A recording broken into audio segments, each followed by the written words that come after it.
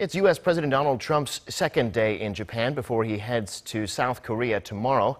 Now, President Trump and Japanese Prime Minister Shinzo Abe held a press conference just a few hours ago in which it was clear that North Korea had been at the top of the agenda in their talks. We now go to our Ji Myung-kil, who's on the line for us. So, Myung-kil, fill us in. Hello, Devin. At the press conference in Tokyo State Guest House just 3 hours ago, U.S. President Donald Trump and Japanese Prime Minister Shinzo Abe discussed some issues related to North Korea. President Trump called the North Korean regime unlawful and dangerous as it continues to launch missiles over Japanese territory, adding that the era of strategic patience is over. When asked about a possible military confrontation with North Korea, President Trump said it would be very, very sad.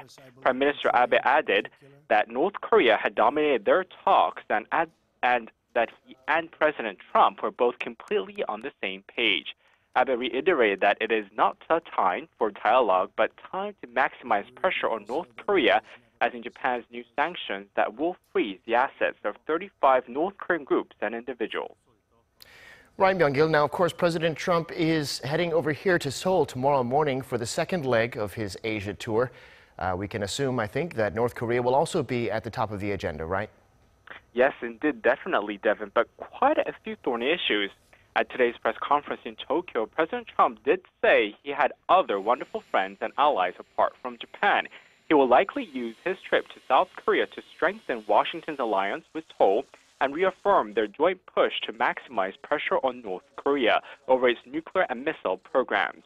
South Korea's President Moon Jae-in still favors dialogue as the way to defuse the nuclear tensions and rules out any military options against Pyongyang because of the immense loss of life that will result in South Korea. This is in contrast with Trump, who has previously threatened North Korea with fire and fury. In today's joint press conference in Japan, he again blamed the current situation on weakness going back 25 years.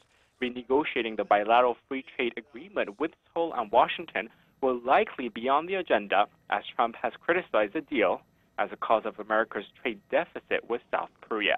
Back to you, Devin.